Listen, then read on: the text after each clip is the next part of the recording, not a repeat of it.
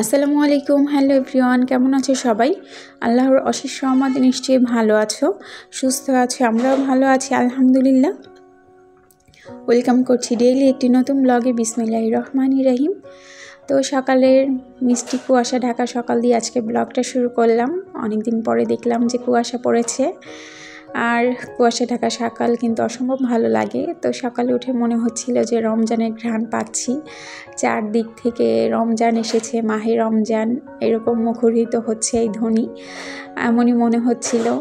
আসলে রাতে কিন্তু খুশিতে ভালোভাবে ঘুমও হয়নি, যে সেহরি, তারাবি, ইফতার চলে এসেছে আমাদের মাঝে। আর আলহামদুলিল্লাহ, সব কিছুর জন্য আলহামদুলিল্লাহ আলহামদুলিল্লাহ। আল্লাহ আমাদের মাঝে আবারও রমজান নিয়ে এসেছে, পবিত্র আত্মশুদ্ধির মাস নিয়ে এসেছে। তো এই যে সকালে আজকে শেষ নাস্তা করছি, যেহেতু গতকাল থেকে আমরা ইনশাল্লাহ রোজা রাখবো আল্লাহ যদি চান। তো এই যে হাজব্যান্ডের পছন্দের নাস্তা বানিয়ে দিয়েছি, আর এটা কিন্তু গ্রামে প্রায়ই রুটি খাওয়ার জন্য বানায়। তা আমি বিয়ের আগে কিন্তু এই খাবারটা কখনোই খাইনি। তো আমার শ্বশুরবাড়িতে এসে আমি প্রথম খেয়েছিলাম। আর ঝটপট কিন্তু আলু আর ডাল দিয়ে এই রুটি খাওয়ার জন্য নাস্তাটা বানিয়ে নেয়। তো আরাফের পাপা সকালবেলা যখন দেখেছে আমি এটা বানিয়েছি, ও কিন্তু খুবই খুশি হয়েছে। তো আমার মোটামুটি আমার অতটা ভালো লাগে না, যার কারণে আমি এটা কিন্তু তেমন করি না। তো আজকে ভাবলাম ঝটপট এটা করে নিই, সাথে ডিম পোচ করে নিয়েছিলাম। তো আলহামদুলিল্লাহ মজা করে সকালে নাস্তাটা সেরে নিয়ে এই তো বিছানা ঝেড়ে ঘরটার ঝাড় দিয়ে নিচ্ছি। আর যারা আমার ভিডিওটি দেখতে শুরু করেছো এখনও পর্যন্ত একটা লাইক দাওনি, তারা কিন্তু অবশ্যই তোমাদের মূল্যবান লাইকটা দিয়ে সম্পূর্ণ ভিডিওটি দেখো। প্লিজ স্কিপ করো না, কারণ তোমাদের মূল্যবান লাইকের কারণেই কিন্তু আমার ভিডিওটা আমাদের কাছে শেয়ার করতে সাহায্য করে। তো এই রমজানে কিভাবে কি ভিডিও আপলোড দিব, আসলে খুবই টেনশন কাজ করছে। রমজানে যেহেতু রান্নার চাপ বেড়ে যায়, এছাড়া এই সারা বছরের মধ্যে আমরা একটা মাস পাই, আর সামনের বছর আমরা পাবো কি না তাও জানি না। তো এদিকে আরাফের পাপা যে বেসন এনেছিল সেটা একটু রোদে দিয়েছি, তবে বাহিরে প্রচুর বাতাস, তার সাথে কিন্তু অনেক গরম লাগছে। তো এই যে বেসনগুলো শুকা দিয়েছি, আরাফ কিন্তু খুবই দুষ্টামি করছে। আমি ভালো করে চেলে নিয়ে তারপর কিন্তু শুকা দিয়েছি। তো রমজানে আসলে চেষ্টা করব বেশি ভিডিওটা বড় না করার জন্যে, ছোট ছোট ভিডিও আপলোড দেওয়ার জন্যে। তো সবাই প্লিজ সবার পাশে থেকো, সবাইকে সাপোর্ট করো। তো এই যে দুপুরে যা রান্না করব, আলহামদুলিল্লাহ আজকে সেহরির জন্যে কাঁচামরিচ দিয়ে যে লেয়ার যে পাকিস্তানি মুরগিটা আছে সেটা শালগম দিয়ে রান্না করব। আর এবছর কিন্তু শীতের মধ্যে শালগম দিয়ে মুরগির মাংসটা খাওয়া হয়নি, আজকে প্রথমবারই রান্না করব। তো এই রমজানে যেন সবাই ঠিকমতো সালাদগুলো আদায় করতে পারি, বেশি বেশি কোরআন তেলাওয়াত করতে পারি, তওবা করতে পারি, জিকির করতে পারি। এছাড়াও তোমাদের মাঝে শেয়ার করি, আমাদের কিন্তু বিভিন্ন অলসতার কারণে অথবা বিভিন্ন কাজে কর্মের কারণে, গাফুলতির কারণে আমাদের নামাজগুলো কাজা হয়ে যায়।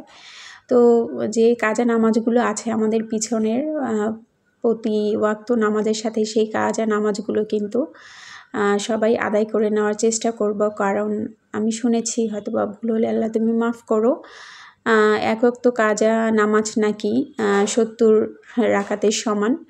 সুবহানাল্লাহ। তো সবাই কিন্তু আমরা কাজা নামাজগুলো পড়ার চেষ্টা করব। এছাড়া বেশি বেশি কোরআন তেলাওয়াতের চেষ্টা করব। আমরা গত রমজানে যা করতে না পেরেছি, এই রমজান মাসে যেন আমরা তা করতে পারি, আল্লাহকে বেশি বেশি ডাকতে পারি, আল্লাহকে কিভাবে খুশি করা যায় সেই চেষ্টাটাই যেন বেশি করি। দুনিয়ার কাজে থেকে যেন আমরা এই রমজান মাসটাকে ভালোভাবে নিজেদের পাপগুলো মোচন করার জন্যে যতটুকু প্রয়োজন ইবাদতের, আল্লাহকে ডাকার, সেগুলোই যেন আমরা করতে পারি। তো এই যে দেখো আমি অল্প তেল দিয়ে কিন্তু রান্না করেছি, যেহেতু রমজানে আসলে বেশি তেল মশলা না খাওয়াটাই ভালো। তো মাশাআল্লাহ মুরগির মাংসটা রান্না করে নিয়েছি, ক্যামেরায় কিন্তু অতটা বোঝা যাচ্ছিল না, কালারটা খুবই ভালো এসেছে।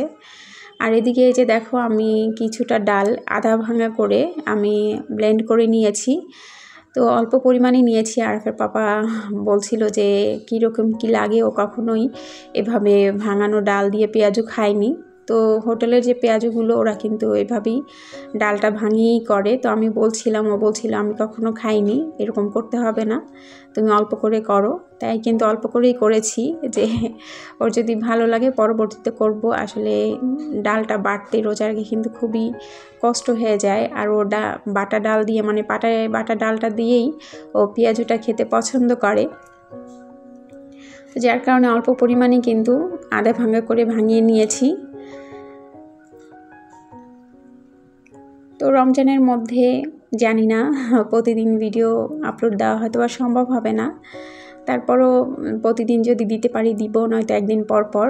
আর ছোট আকারে ভিডিওগুলো দেওয়ার চেষ্টা করব। তো এই যে মাগরিবের নামাজ পড়ে নিয়ে মা ছেলের জন্য একটু নাস্তা বানিয়ে নিচ্ছি।